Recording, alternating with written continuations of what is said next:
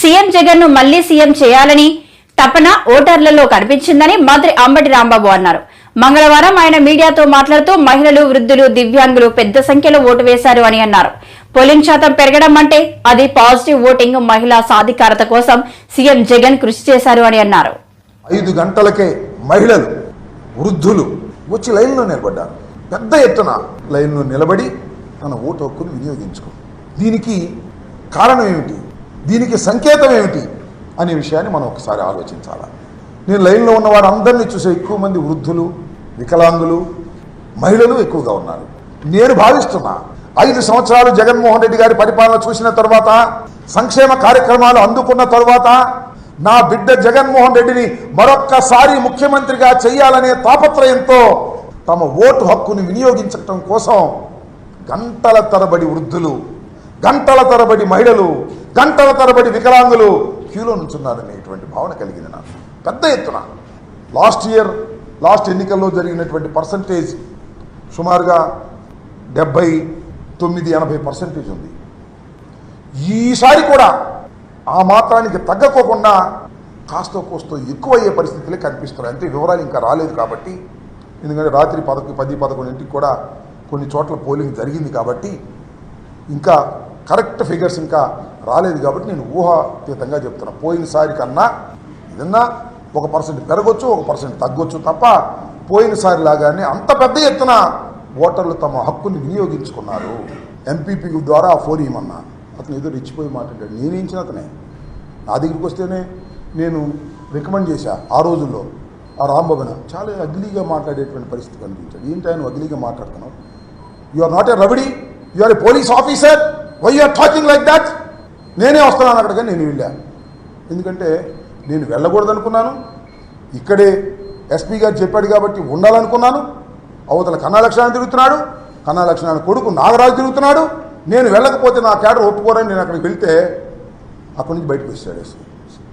పెద్ద పోలీసు ఇది ఉంటారు కదా, ఈ మధ్య స్పెషల్గా వచ్చారు ఆర్మీ, వాళ్ళని తీసుకుని అక్కడికి వెళ్ళాడు.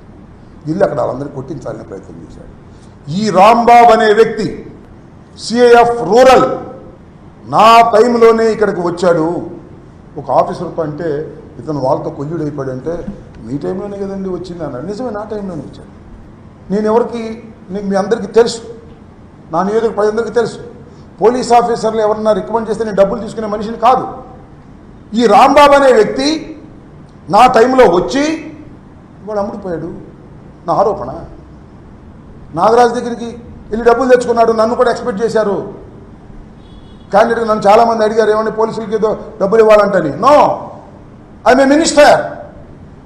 నా రికమెండేషన్తో వచ్చినటువంటి పోలీసు ఆఫీసర్లను కొనేటటువంటి దుస్థితి నాకు పట్టదు, నేను చేయను అలా అని చెప్పా. ఆ పోలీసు ఆఫీసర్ 5 లక్షలు 6 లక్షలు తీసుకుని కొల్లుడైపోయి వారికి సపోర్ట్ చేసే పరిస్థితి వచ్చిందంటే ఏం చేయాలి ప్రజాస్వామ్యంలో? ఒక మంత్రిగా, ఒక సిన్సియర్గా పనిచేసిన మంత్రిగా, పోలీస్ ఆఫీసర్ల పోస్టింగ్లో డబ్బులు తీసుకొని మంత్రిగా ఏం చేయాలి అని అడుగుతా ఉన్నా. మీకు చాలా చిత్రం. దమ్మాలపడిన గ్రామంలో ఒక బూత్లో ఈ రాంబాబు అనే వ్యక్తి అక్కడ ఒక పోలీసుని పెట్టాడు. వచ్చితే ఓటర్ వేయడానికి వస్తే స్లిప్ తీసుకుని ఎంపీకి వేయండి మీ ఇష్టం వచ్చే వాళ్ళకి, ఎమ్మెల్యేకి మాత్రం కన్నాకు మేమే నొక్కుతాం అని నొక్కాడు. సుమారుగా 1000 ఓట్లు నొక్కారు అక్కడ. I'm going to report to the election officer. Repoll కోసం అడుగుతున్నా, ఏం చేస్తారో చూద్దాం. నారినిపాడు మా అల్లుడు Upesh is chief election agent. వెళితే అద్దాలు పాల్గొట్టారు. ఫోన్ చేస్తే ఎత్తరు పోలీసులు, వెళ్ళమంటే వెళ్ళరు. కొల్లుడే మార్పు దిశగా నిన్న జరిగిన పోలింగ్ తీరు, నేడే నా జన్మ పునర్జన్మ, పలు ఇతర ముఖ్య అంశాలపై నర్సాపురం ఎంపీ నియోజకవర్గం తెలుగుదేశం పార్టీ ఎమ్మెల్యే అభ్యర్థి రఘురామకృష్ణరాజు రచ్చబండ కార్యక్రమం నిర్వహించారు. చరిత్రలో కాదు, అసలు ఎక్కడా కూడా ఏ రాష్ట్ర చరిత్రలో కూడా లేదు.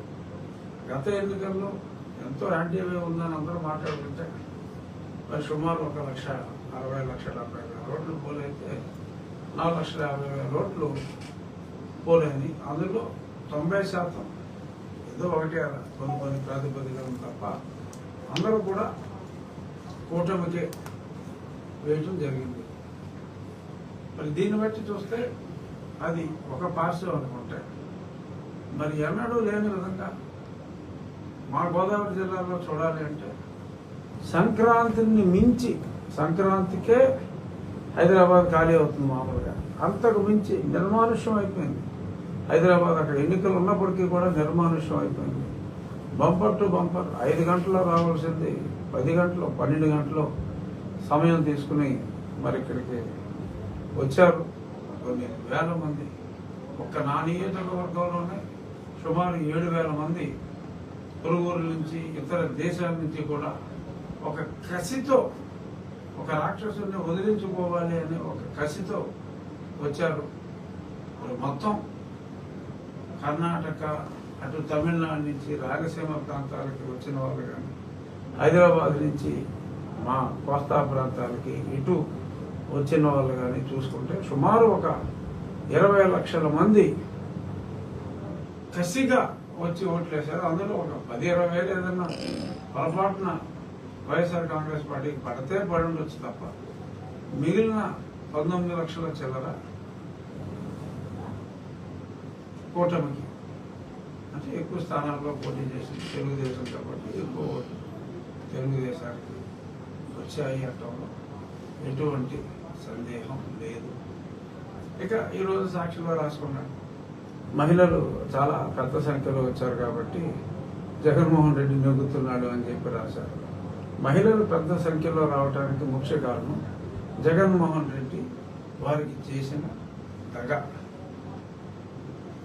ఏదైతే మరి లిక్కర్ మద్య నిషేధం అని చెప్పి మరి వారి పుస్తెలతో స్కీములు పెట్టారని చెప్పి సిగ్గు లేకుండా జీవుల్లో కూడా రాసుకుని ఈ మద్యం మీద రాబోయే ఆదాయంతో నేను అమ్మఒడి అనే కార్యక్రమం, ఇంకొన్ని కార్యక్రమాలు చేస్తున్నాను అంటే వాళ్ళ భర్తల ప్రాణాన్ని పణంగా పెట్టి వాళ్ళకి ఏదో చేస్తున్నట్టుగా చేసి ఆ మద్యం ద్వారానే అతను కొన్ని వేల కోట్లు సంపాదించుకున్నాడు అన్న ఈ పచ్చి నిజం మహిళలందరూ తెలుసుకున్నారు. ఒకటి ఇతని మీద నెగిటివిటీ, 2 చంద్రబాబు నాయుడు గారు మహిళలకు అద్భుతమైన వరాలు ప్రామిస్ చేశారు. 1 3 సిలిండర్లు సంవత్సరానికి, ఇంకొకటి ఉచిత బస్సు ప్రయాణం, ఇంకొకటి 18 సంవత్సరాలు దాటిన మహిళలకు మరి వాళ్ళకి పింఛన్ ఎలిజిబిలిటీ వచ్చే వరకు, వృద్ధాప్య పింఛన్ ఎలిజిబిలిటీ వచ్చే వరకు 1,500 రూపాయలు ఎవ్రీ మంత్, అనగా 15,000 రూపాయలు ప్రతి సంవత్సరం మరి వారికి కల్పించడం, ఇటువంటివి ఎన్నో చేసినందువల్ల మహిళలు పెద్ద ఎత్తున టీడీపీ అరాచకాలకు తెగబడింది. వైఎస్ఆర్సీపీ ఎంపీ అభ్యర్థి అనిల్ కుమార్ యాదవ్ మండిపడ్డారు. కొందరు పోలీసులు టీడీపీ అభ్యర్థులు వ్యవహరించారు. టీడీపీ దాడులపై మేము ఫోన్లు చేసినా పోలీసులు స్పందించలేదని అన్నారు. మంగళవారం ఆయన మీడియా సమావేశంలో మాట్లాడుతూ ఇది కూడా నేను కనిపించడం కూడా జరిగింది. నిన్న 7 నియోజకవర్గాల్లో మీరు చూస్తే ఎప్పుడూ లేని విధంగా, అంటే ఎప్పుడో 15-20 సంవత్సరాల క్రితం జరిగిన వాతావరణం దాదాపు గత 10 సంవత్సరాలుగా మీరు తీసుకుంటే పల్నాడులో లేని వాతావరణం నిన్న చూడటం కూడా జరిగింది. నిన్న ఏదైతే ఏకపక్షంగా వైఎస్ఆర్ కాంగ్రెస్ పార్టీకి ప్రజలు మద్దతు తెలియజేస్తూ ఉన్నారు, మా శాసనసభ్యులు గెలుస్తూ ఉన్నారు నాకు సంకేతం వెళ్ళిన తర్వాత నిజంగా పోలీస్ని ప్రత్యేకంగా చెప్పుకోవాలి. మాచర్ల దగ్గర నుంచి తీసుకుంటే మాచర్ల నియోజకవర్గంలో మీరు చూస్తుంటే కరెక్ట్గా ఒక 3 రోజుల క్రితం సిఎల్ని ఎస్ఎల్ని మార్చుకోవటం కూడా జరిగింది. మార్చుకున్న దగ్గర నుంచి నిన్న మీరు చూడండి, ప్రతి నియోజకవర్గంలో పోలింగ్ దాకా, పోలింగ్ తర్వాత తెలుగుదేశం చేసిన అరాచకం అందరూ కూడా చూశారు. మాచర్ల నియోజకవర్గంలో అయితే దాదాపు ఎస్పీ గారు, ఐజీ స్థాయి ఒక అధికారి పూర్తిగా మాచర్ల నియోజకవర్గంలోనే. మా ఎస్పీ గారు మాచర్లకి ఎస్పీగా ఉన్నారా లేకపోతే పల్నాడుకి ఎస్పీగా ఉన్నారా అర్థం కాని పరిస్థితి. దాదాపు నిన్న 10 గంటల నుంచి పలానా ప్రాంతంలో సమస్య ఉందని ఫోన్ చేస్తామంటే ఎస్పీ గారు ఫోన్ ఎత్తరు. డిఎస్పీ గారు అయితే కంప్లీట్ పొద్దున 8 గంటల నుంచి ఫోన్లు ఎత్తే పనే లేదు. కలెక్టర్ గారు అప్పుడప్పుడు ఫోన్లు ఎత్తడం, ఆరాగురా స్పందించడం జరిగింది. ఈరోజు బాగా మీరు గమనిస్తే ఏదైతే తెలుగుదేశం పార్టీ గట్టిగా ఉన్న ప్రాంతాలలో అంతా అసలు పోలీసే లేదు. 3,000 ఓట్లు ఉన్న దగ్గర ఒక్క police, single men. YSR Congress party గట్టిగా ఉన్న దగ్గరలా తీసుకుంటే ఒక బెటాలియన్ ఓట్లేయనీయకుండా తెలుగుదేశం పార్టీ వాళ్ళు రచ్చ చేస్తూ ఉంటే చెదరగొట్టే ప్రయత్నం. అక్కడ మాత్రం యథేచ్ఛగా మీరు ఓట్లు వేసుకోండి, ఫోన్ చేసి చెప్తే సార్ పంపిస్తాం సార్, మేము లేదు, ఫోన్లు ఎత్తే పనే లేదు. ఒక అరాచకమైన పరిపాలన, అరాచకమైన నిన్న చేశారంటే తెలుగుదేశం పార్టీ ఒకవేళ అధికారంలోకి వస్తే ఏ విధంగా ఉండబోతుందో అనేది కానీ ఒక సంకేతాల్లాగా ఇచ్చారు. అది వచ్చేది లేదు, పెట్టేది లేదు. తిరిగి వైఎస్ఆర్ కాంగ్రెస్ పార్టీ జగన్మోహన్ ముఖ్యమంత్రి అవుతున్నారు. మేము అధికారంలోకి రావట్లేదు అన్న అక్కస్సు. అదే నిన్న 100 ఊర్లున్న మాచర్లో తీసుకుంటే 2 గ్రామాలలో పూర్తిగా డిఎస్పీ పొద్దునే సాయంకాలం దాకా 2 డిఎస్పీలు వేశారు 2 గ్రామాలలో. అదే ఒక మండలానికి సంబంధించి కనీసం ఒక ఎస్ఐ స్థాయి అధికారి కూడా తిరిగే పరిస్థితులు లేవు. ఎక్కడైనా ఒక మండలాన్ని డిఎస్పీని పెట్టి పర్యవేక్షణ చేస్తారు. కానీ ఒక 2 గ్రామాలు, సరే ఆ గ్రామాలు దూరమా 2 కిలోమీటర్ల దూరంలో ఉన్న 2 గ్రామాలలో గొడవలు కూడా లేవు. ఆ గ్రామాలలో అక్కడ మాత్రం కంప్లీట్గా 2 డిఎస్పీలు పెట్టారు. మండలాలకు సంబంధించి మీరు తీసుకుంటే కనీసం ఒక మనిషి లేరు. ఎమ్మెల్యే కొడుకు మీద దెబ్బలు తగిలినాయి, ఎమ్మెల్యే గారికి గాయాలయ్యాయి. అక్కడికి వెళ్ళి పోలీసుకి ఫోన్ చేసే స్పందన లేదు. అంటే మాచర్లో కానీ కొన్ని ప్రాంతాలలో అభ్యర్థులు చేశారా ఎలక్షను, పోలీసులు అక్కడ అభ్యర్థులలాగే ఉండింది. ఎస్పీ గారు మాచర్ల చుట్టే ఇంకే ఊర్లు తిరిగింది, దాఖలాలు లేవు. వేరే ఎమ్మెల్యేలు కానీ అభ్యర్థులు కానీ ఫోన్ చేసి ఇబ్బందులు పడుతున్నారంటే ఎత్తేది లేదు. నేను సత్యనపల్లి చూడండి, దాదాపు ఎంతమందికి తలదెబ్బలు, దాదాపు నాకు తెలిసి ఒక 25-30 మందికి నేను ఎలక్షన్ జరిగేటప్పుడు తలకాయ పడినాయి. గొండ్లపల్లిలో తెలుగుదేశం పార్టీ అభ్యర్థి వెళ్ళిన తర్వాత ఒక మహిళ జాకెట్ దించి ఏజెంట్ దించి చీర చింపి బయటికి పంపించారు. ఎక్కడైనా ఉందన్నది. పోలింగ్ బూత్కి వెళ్ళి ఒక అభ్యర్థి తలకాయ బాగా కొట్టారు. ఇది నేను గురజాల, వినుకొండ, నర్సరావుపేట అయితే ఎమ్మెల్యే ఇంటి మీదకే రాళ్ళు దాడి చేశారు. విశాఖలో ప్రెస్ మీట్ నిర్వహించిన కేఏ పాల్. ఈ ప్రెస్ మీట్ లో కేఏ పాల్ మాట్లాడుతూ నిన్న ఏపీ రాష్ట్రం అంతా ఎలక్షన్స్ బాగా జరిగాయని, కాకపోతే కొన్ని చోట్ల ఇతర పార్టీలు విధ్వంసాలు సృష్టించారు అని అన్నారు. ఏదైనా సరే జూన్ 4న నేను మాట్లాడతా అని అన్నారు. 235 బూత్ ఏరియాలో బయట లోపల సీసీ కెమెరా మీరు ప్రొటెక్ట్ చేయండి. శ్రీకాంత్ మీరు సస్పెండ్ చేయాలి. అక్కడ ఎవరైతే వైసీపీ గూన్స్ లేడీ సీసీ కెమెరాలను అటాక్ చేశారో ఫిజికల్ గా వారిని ప్రాసిక్యూట్ చేయాలి, వేరియస్ సెక్షన్ లో అరెస్ట్ చేయాలి. ఇంతవరకు చేయనందుకు మీ మీద కేసు పెడతా. నేను ఇన్ రైటింగ్ ఇస్తున్నాను. 4 గంటలకి ఆర్ఓ గారు, విశాఖ ఎంపీ ఆర్ఓ గారు మల్లికార్జున రాత్రి ఇతర ఆర్ఓస్తో మాట్లాడారు. అది పక్కన పెట్టారు. విశాఖపట్నం మంచి రోజులు వచ్చాయి. విశాఖపట్నంలో అత్యధికంగా 68% ఓట్లు పోలయ్యాయి. ఎప్పుడూ ఓటు వేయని లక్షల మంది నిరుద్యోగులు ఉద్యోగాల కొరకు నన్ను నమ్మి ఓటేశారు. 2, ఎప్పుడూ ఓటు వేయని officers, doctors, engineers, retired people వారు బయటకు వచ్చి కొంతమంది 3-4 గంటలు, కొంతమంది 2-3 గంటలు వెయిట్ చేసి ఓట్లు వేశారు. 3, క్రైస్తవులు మణిపూర్ ఘటన లాంటి ఘటనలు దేశంలో రాకూడదు. కేఏ పాల్ పార్లమెంట్కి వెళ్ళాలని 20 లక్షల 12,000 మంది ఓటర్లో 5 లక్షల క్రైస్తవులు ఉంటే మినిమం 4 లక్షల క్రైస్తవులు నన్ను గెలిపించడానికి ఓటేశారు. అలాగే స్టీల్ ప్లాంట్ ని తెలుగుదేశం, కాంగ్రెస్, బీజేపీ, వైసీపీ గంగవరం కోటి జగన్ 60,000 కోట్లు 620 కోట్లకి అమ్మారు కనుక దీన్ని మీడియా ద్వారా, సోషల్ మీడియా ద్వారా గ్రూపుల్లో చేర్చి అద్భుతంగా 100% ప్రజలు విశాఖ 20 లక్షలు 18 లక్షల మందికి రీచ్ అయిపోయి స్టీల్ ప్లాంట్ అమ్మకాన్ని ఆపిన డాక్టర్ కేఏ పాల్ని రివార్డ్ చేయాలి అని స్టీల్ ప్లాంట్ కార్మికులు ఆదినారాయణ గారు చైర్మన్ ది స్టీల్ ప్లాంట్ పోరాట కమిటీ ఆ 45 సెకండ్ల వీడియో మీరు చూసుంటారు.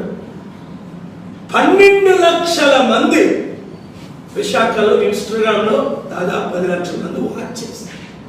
సగానికి సగం వాటర్స్. బడుగు బలహీన వర్గాలు అంటే మనం 52% ఉన్నాం బీసీలో. ఎప్పుడు 6 కులాలే మనం వెళ్తున్నాం. కుల పాలన మనకు వద్దు, కుటుంబ పాలన మనకు వద్దు. వాళ్ళు ఓట్లు వేసారు. ఇప్పుడు పోలైంది 68-70% అంటే 14 లక్షలు, 20 లక్షలు. నేను మీకు చెప్పింది అదే అనేక సార్లు మీడియాలో చెప్పాను. చాలా మంది 50 నుంచి 55% పోలవుతున్నారు. అది 11 లేదా 12 లక్షలు వేశారు. ఆ ఎక్స్ట్రా 2 లక్షలు వ్యతిరేకంగా ఈ గవర్నమెంట్ పాడు చేసింది. 13 లక్షల కోట్లు అప్పు చేశారు జగన్మోహన్ రెడ్డి గవర్నమెంట్, చంద్రబాబు. వ్యతిరేక ఓటు వచ్చింది. సో ఇవన్నీ చూస్తుంటే మినిమం బేస్ వేసుకున్న 14 లక్షలు దాదాపు పోలైతే 4 లక్షలు క్రిస్టియన్ ఓటర్స్, 2 లక్షలు 8 లక్షల్లో యూత్ జాబ్స్ కొరకు, స్టీల్ ప్లాంట్ 1-2 lakhs మినిమం దాన్ని బెనిఫిట్ పొంది. ఇలాగా చూసుకుంటే ఇంకొక 2 lakhs బడుగు బలహీన వర్గాలు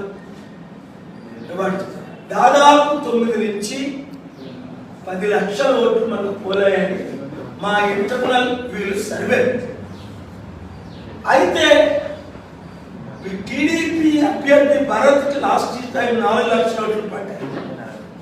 ఇప్పుడైతే వారు బీజేపీతో కలిశారో ముస్లిం క్రిస్టియన్ ఓటు 30% పోయాయి.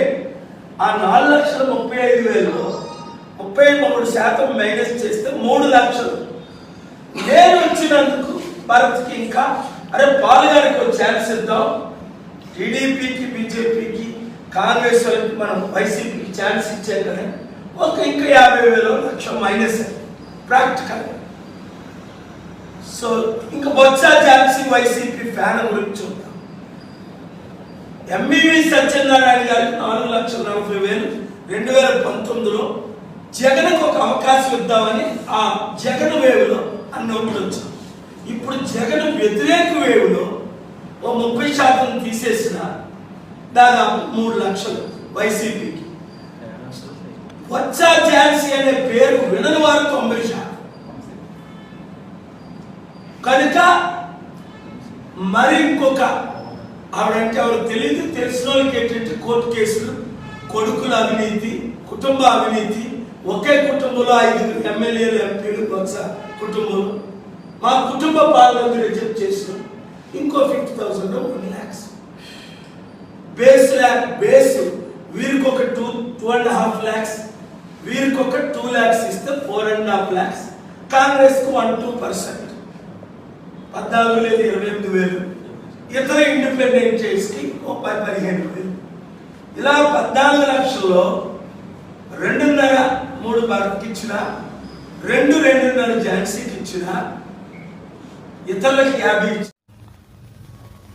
పోలింగ్ కేంద్రంలో వాటర్ పై దాడికి పాల్పడిన ఘటనలో తెనాలి ఎమ్మెల్యే శివకుమార్ పై పోలీసులు కేసు నమోదు చేశారు. బాధితుడు సుధాకర్ ఫిర్యాదు మేరకు ఎఫ్ఐఆర్ నమోదు చేసినట్లు పోలీసులు వెల్లడించారు. ఎమ్మెల్యేతో పాటు మరో 7 తనపై దాడి చేసినట్లు సుధాకర్ ఫిర్యాదులో పేర్కొన్నారు. ఈ రాష్ట్రంలో జగన్మోహన్ రెడ్డి గారిని ఏదో చేయాలి, వైఎస్ఆర్ పార్టీ ఎమ్మెల్యేలు ఏదో చేయాలి అనే శాడిజంతో ఈరోజు అతను ఆల్కహాల్ కూడా తాగి ఉండాడు. ఆ తాగి ఉండి నేను నా భార్య ఓటేయటానికి వెళ్తుంటే కానీ అసభ్య దోషంతో పక్కన నా భార్య నేను ఉన్నప్పుడు అసభ్య దోషంతో మరి ముఖ్యంగా ఏదైతే ఈ చిన్న కులాల్ని బహిరంగంగా తిట్టాడు.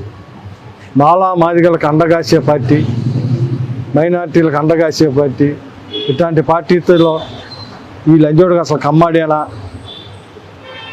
వీడికి అమ్మాడేనా, ఈ మాటలు సేమ్ వర్డ్స్ నన్ను పట్టుకొని నా భార్య ముందు. అక్కడ ఓటర్స్ అందరూ ఉన్నారు, చాలామంది ఉన్నారు, చాలామంది కమ్మాళ్ళే ఉంది, ఎస్సీలో ఉన్నారు, మైనార్టీలో ఉన్నారు. ఎందుకంటే మా ఐతానగర్లో కమ్మాస్ ఉన్నారు, ఎస్సీస్ ఉన్నారు. నేను ఓటేసే బూతు 4 వార్డులకు సంబంధించింది. అక్కడ ఎస్సీ, ఎస్టీ, బీసీ, మైనార్టీ, కమ్మ వీళ్ళందరూ ఉన్నారు, వాళ్ళందరి ముందే అన్నాడు వీళ్ళు ఎంజాయ్ ఆడుకొని నన్ను, అంటే కమ్మాడిని కాబట్టి, ఎందుకంటే అతను నేను ఇద్దరం కమ్మాలమే. ఆ రకమైన భాష వచ్చినప్పుడు ఏంట్రా నువ్వు మాట్లాడేది అని చెప్పి నేను చేయి చేసుకున్నా, నిజమే ఏంట్రా నువ్వు మాట్లాడింది అని చెప్పి చేయి మీద ఇలా ఇస్తే ఈ రకమైన భాష, ఎందుకంటే ఈ తెనాలి ప్రజలందరికీ తెలుసు నేనేంటి అలాంటి. కానీ దీన్ని వర్గీకరించి వాడి అన్న మాటలను ప్రజెంట్ చేయకుండా ABN, TV5 లేదు ఫేస్బుక్లో వీటితో ట్రోలింగ్ చేసుకుంటూ తెలుగుదేశం పార్టీకి ఏదో సింపథైజర్గా తీసుకురావాలన్న ఉద్దేశంతో దీన్ని రకరకాలుగా మలుస్తూ ఉన్నారు. అందుకే ప్రజలకు ఒక క్లారిటీ కోసం అక్కడ ఉన్న ఓటర్లందరికీ తెలుసు. వాళ్ళు మళ్ళీ మాకు చెబుతున్నారు, అలా పొద్దున్నుంచి వీడు తాగి వచ్చి ఇలాగే ఇక్కడ హెరాస్మెంట్ చేస్తున్నాడు, పెద్ద హెరాస్మెంట్ చేస్తున్నారు. ఎవరైనా ఇప్పుడు మాలా మాదిగా లేకపోతే మైనార్టీని ముస్లిం అని లేకపోతే సాయిబాడు అని తిడితే ఊరుకుంటానా? అక్కడ ఉన్నాళ్ళు